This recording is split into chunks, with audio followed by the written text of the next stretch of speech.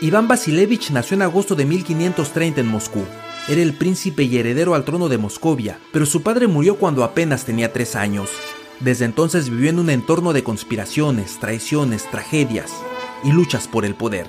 Iván se convirtió en el monarca absoluto a los 15 años. Se le llamó Iván IV y luego se le apodó el Terrible. Su historia de poder está llena de violencia, pero también de logros políticos. Él conformó lo que hoy conocemos como Rusia, un imperio que históricamente ha hecho temblar al mundo y que hoy es el país más grande del planeta. Iván el Terrible siempre será recordado por su infinito poder y salvajismo, que llegó al grado máximo de locura, cuando mató a su hijo de un golpe en la cabeza.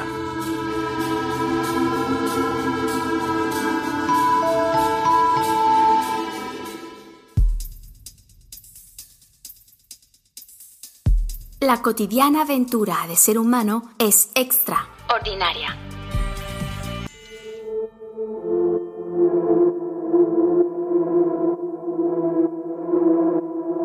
Cuando Iván llegó al trono de Moscovia, todo su reino era lo que actualmente es Moscú y sus alrededores.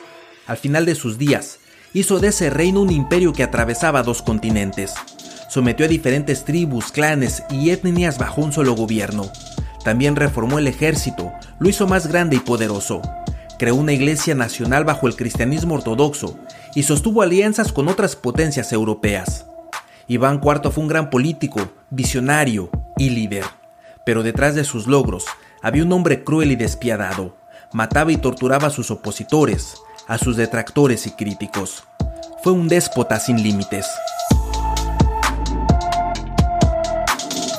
Para entender la contradicción entre el gran político y el terrible ser humano, tendríamos que conocer un poco de su infancia. Cuando perdió a su padre a los 3 años, quedó establecido que Iván tomaría el trono hasta los 15. Ivancito creció rodeado de opositores que querían derrocarlo y aristócratas que lo despreciaban. Pocos años después, su madre fue asesinada y su niñera expulsada del palacio. A los 8 años quedó desprotegido, en medio de ambiciones y conflictos para deshacerse de él. El niño Iván era un mendigo en su propio palacio, estaba completamente solo y no tenía nadie en quien confiar. Era sometido a humillaciones, injusticias y burlas, pero no había forma de evitar su llegada al trono. La única posibilidad era hacerle la vida imposible hasta que él mismo abdicara. Sin embargo, lograron todo lo contrario. Construyeron una personalidad perversa, fuerte, obscura, indomable, cruel, sanguinaria.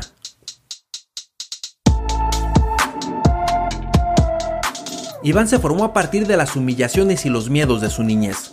Su timidez infantil se transformó en ansiedad, ira, terror y odio. Sacaba sus frustraciones torturando animales. Su carácter era tan despiadado e incontrolable que se fue ganando el miedo y el respeto de sus cercanos. A los 13 años sacrificó por primera vez a un enemigo. Lo lanzó a una jaula de perros salvajes. Sus desequilibrios crecieron junto a su cuerpo e intelecto. Era grande, musculoso, excelente jinete, culto, buen escritor, retórico, ajedrecista y experto en la Biblia. Estaba convencido de que Moscú sería la tercera Roma.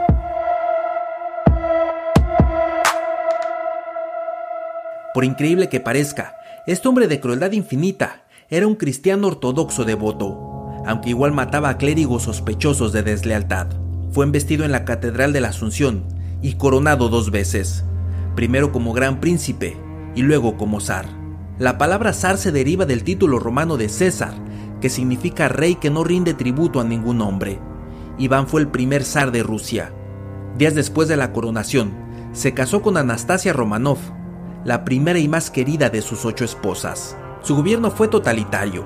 Controlaba la justicia, la economía, la producción y la educación. Tenía el control absoluto de cada nueva región que iba anexando. Con su superejército conquistó pueblos, ciudades, montañas y estepas, entre ellas la inmensa región de Siberia. La conquista más importante fue la de Kazán, con la que derrotó a los últimos tártaros, turcos y mongoles que amenazaban a Rusia. Iván regresó a Moscú lleno de oro y plata. Fue recibido como héroe, ídolo, líder con poderes divinos. Justamente después de la victoria de Kazán, se le llamó el Terrible. Pero veamos un punto muy interesante. El sobrenombre que se le dio fue Grozny, que en ruso significa terrible, pero también puede ser temible, severo y tiene un sentido de autoridad y majestad. Es decir, el calificativo terrible, en el caso de Iván, denota terror y grandeza.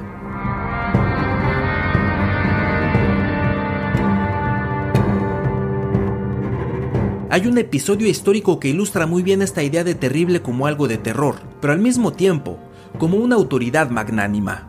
Para conmemorar la victoria de Kazán, ordenó la construcción de la Catedral de San Basilio. Hizo todo lo posible para que la catedral fuera una maravillosa obra de arte. Logró construir un milagro arquitectónico, pero después le sacó los ojos a los arquitectos para que no pudieran repetir esa maravilla. Su majestuosidad era terrorífica.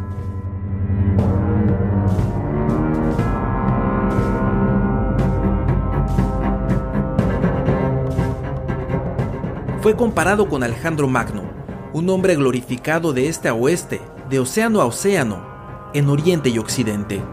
Sus conquistas iban añadiendo millones de kilómetros cuadrados a sus dominios y aterraban a los países vecinos. Pero justo durante una guerra en el Báltico, le llegó la noticia del asesinato de su esposa Anastasia. Iván enloqueció y desató su demencia contra los enemigos, los aplastó con más furia que nunca y veía a sus cercanos como traicioneros. Después de la muerte de Anastasia, sus locuras fueron cada vez peores. Sus crueldades iban en aumento, pero todo llegó a un límite en noviembre de 1581, cuando un conflicto familiar se convirtió en la peor tragedia de su vida. Iván golpeó a su hijo con el hierro de su bastón y le clavó la punta en la cabeza. El muchacho de 27 años, con un hoyo en una de sus sienes, se desangró y murió en los brazos de su padre, un viejo arrepentido y gritando histéricamente. Iván lloró esa muerte y el remordimiento lo trastornó el resto de su vida. Por las noches se jalaba el pelo y la barba como un loco y arañaba con las uñas las paredes del palacio. Esa trágica escena quedó plasmada en esta genial pintura del artista ruso Repin, una obra que muestra a Iván el Terrible desgarrado por haber matado a su hijo. Por los elementos de la escena, podemos inferir que pelearon momentos antes del asesinato. Lo vemos por la alfombra arrugada y la silla tirada en el fondo. También vemos el lugar exacto en el que el padre le fractura la cabeza. Se puede ver un charco de sangre y algunas gotas que muestran que el hijo se arrastró hasta que el padre se hincó junto a él y lo abrazó aterrado.